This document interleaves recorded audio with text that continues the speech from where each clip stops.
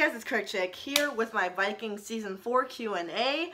I am super excited. I'm going to film this and then I'll probably start episode 11. Obviously, you guys will be seeing that on Monday, but if you do join my Patreon, you'll be seeing that on Saturday. So if you want to click the link down below and join my Patreon for full episode reactions and seeing it before everyone else on YouTube, click the link down below. That would help me out a lot. But with that being said, let's get into this Q&A. So the first couple questions are from Aubrey. Her first question was, who's your favorite Viking character and why?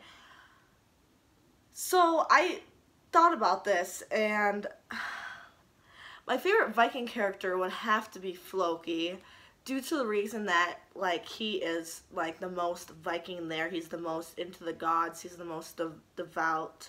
Even though, with that, he has some flaws to himself, and he can get a little over the top, and he can get judgmental, and obviously he killed Athelstan and all that. I do believe Floki is my favorite Vikings character, or Viking character. It took him a while to get back up there. He was my favorite in Season 1, and then he dropped out of my top 5 for a couple seasons just because I thought he was betraying Ragnar, and he got a little snarky. But now he's back up there after the first half of Season 4, so yeah, he's my favorite Viking character. Is Vikings better or worse than you expected it to be? It is 100% better than I expected it to be. When I first started this, I knew absolutely nothing about Vikings. I saw my favorite reactor, Jimmy Macrum, react to Vikings. Like, I saw him, it was like on his feed, and I was like, what the hell is Vikings? So, and that was right around the time when I wanted to start my YouTube channel up again, so I was like, you know what? I love reaction videos. I love watching them. I would love to be a reactor myself, so what the hell? Let's do this. So I started it, and I thought it was just going to be a lot of blood, fighting, a lot of, like, manly men, but oh my god, has it exceeded my expectations. You have every single character is complex, and they have something to them. It's about family. It's about, there's some religion in it. There's obviously fighting and action, but it's with characters you actually become attached to because they give you so much more than just characters that meet the eye. They all have layers. I don't know if any of this is making sense, but I hope you understand. Like, I'm just so happy with what Vikings has become in my life. I'm so happy I started it. I'm so happy I saw my favorite reactor react or post it. Otherwise, I would have never saw it. It's very an underrated show, and I don't understand why, because it's amazing. So yeah, way better than I expected. What is my favorite battle in Vikings? My favorite battle in Vikings now has to be when they tried to get into Paris. I know it was a colossal loss, but the shooting, like the directing in that, and we got to see some new technology that we haven't seen in Vikings before. Just those two things combined really made it amazing. Although, once again, we got our asses whooped. I loved it. We had Floki in the fire. We had everyone trying to get the ladders. We had the people defending Paris. We had the crossbows. We had the thing where they went down the tunnel and all those spikes came out. Like, it was such an intense episode, and it was a long battle sequence, like 30 minutes long, and it was just amazing from start to end. Ragnar got to see Paris, and then he jumped off the side. Awesome. That is my favorite battle in Vikings. Although it's not really a battle because it was more just like an ass whooping, but that's besides the point. What's your number one thing you're looking forward to in the episodes to come?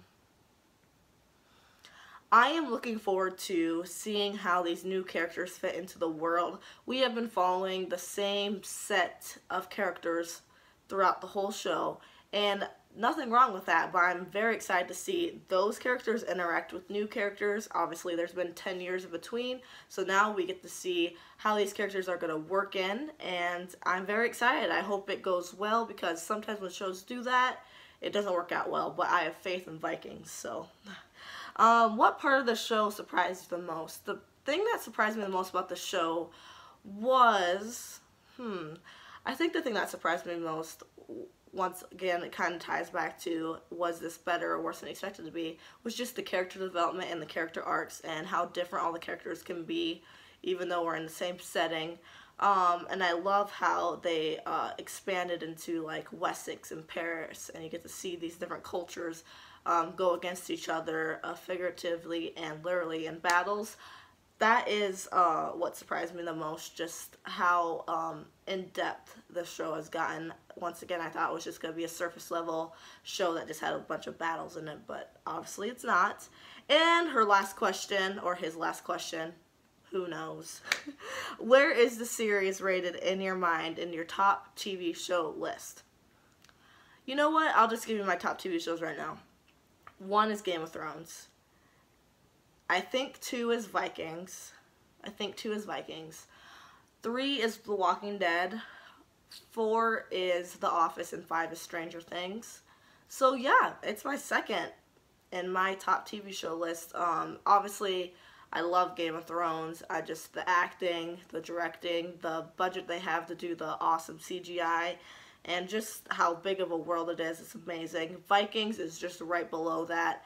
It might honestly be the fact that I watched Game of Thrones first. I don't know, because Travis is a great actor, but when I look down the line of all the actors, they're all great, but then you go down the line of Game of Thrones actors, and they're just superb. So that's the only thing that has the edge over Vikings is Game of Thrones. Otherwise, it's my second. So thank you so much for your questions, Aubrey. Those were some good ones. Let's see here. The next one is... Here we go. Your top 5 characters. This is from Henrik. My top 5 characters of Vikings. Okay. 5 is Floki. 4 is Helga. 3 is Rollo. 2 is Ragnar. And 1 is Egbert.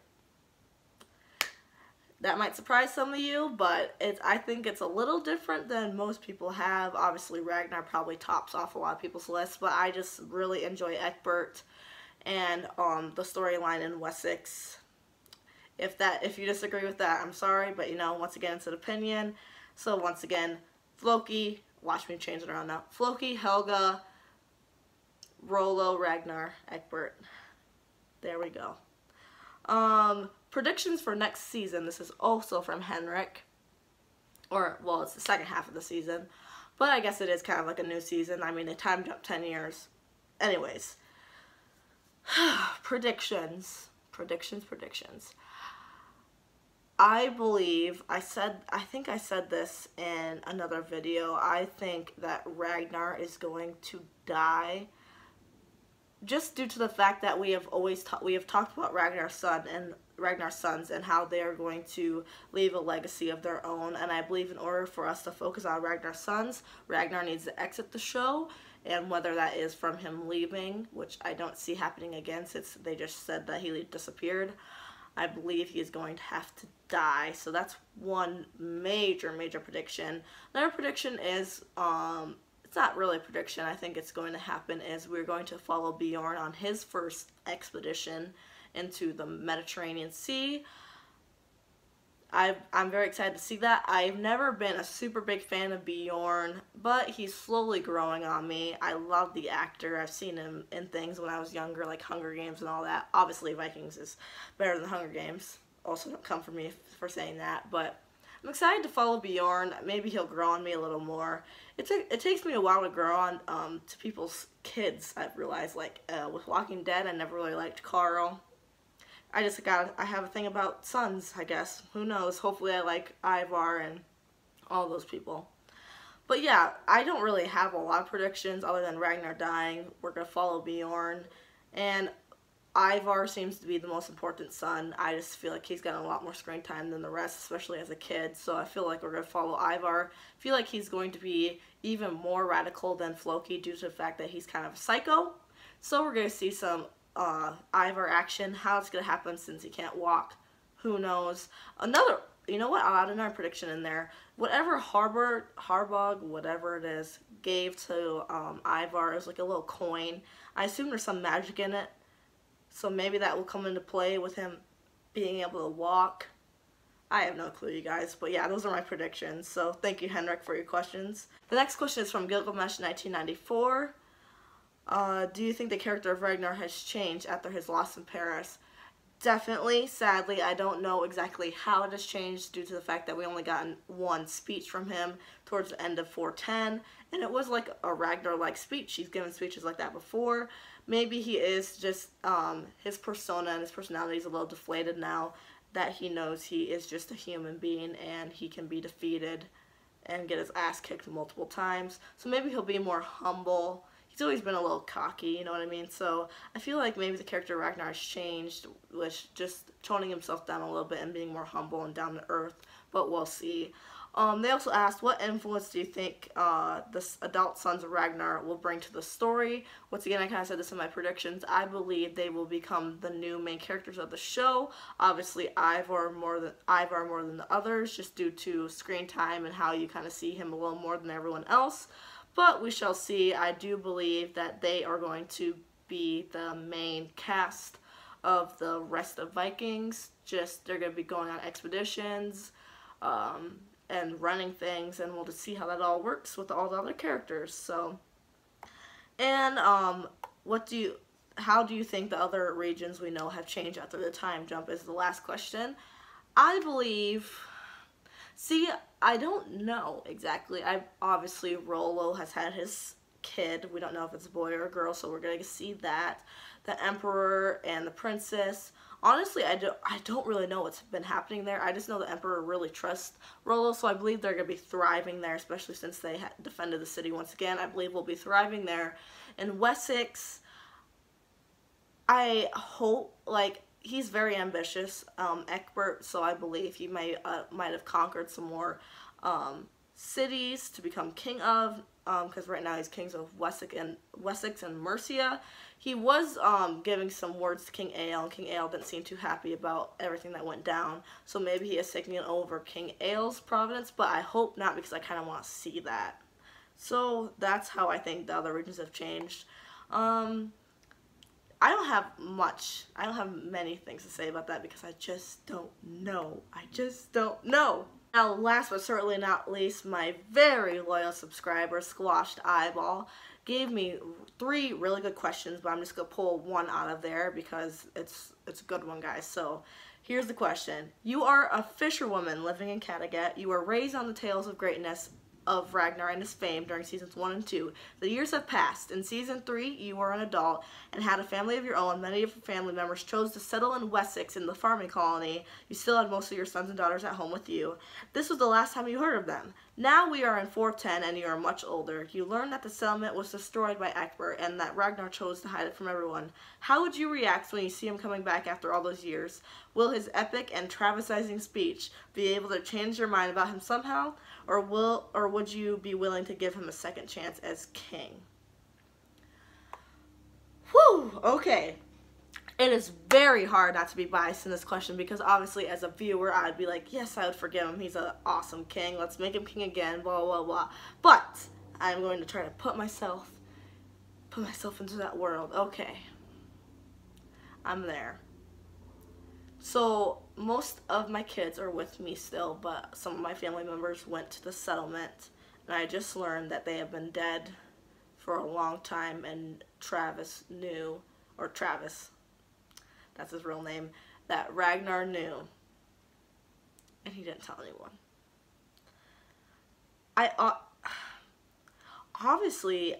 You know what? I think I would want to kill him. I really would. It's your family.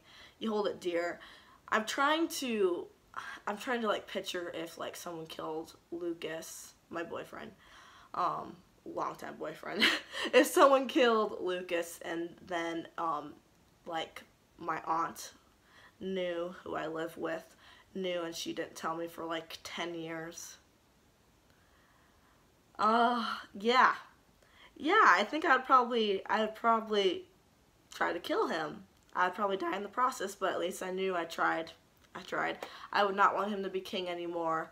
I don't think I'm in that deep of revenge of the fact that I would try to kill like his sons and all that, but I definitely want him dead. I'd be okay with his sons leading. They didn't know it was Ragnar's fault. So yes, I would definitely want to kill him to avenge my family And with that being said, I think we're getting a little long here. I think we're almost at 15 minutes, so I'm going to end this here. Thank you so much for your questions, and I am super excited to get into the last half of Season 4. So you guys will see that on Monday if you're on YouTube. If you're a Patreon, you'll see that tomorrow. So with that being said, I'll see you next time.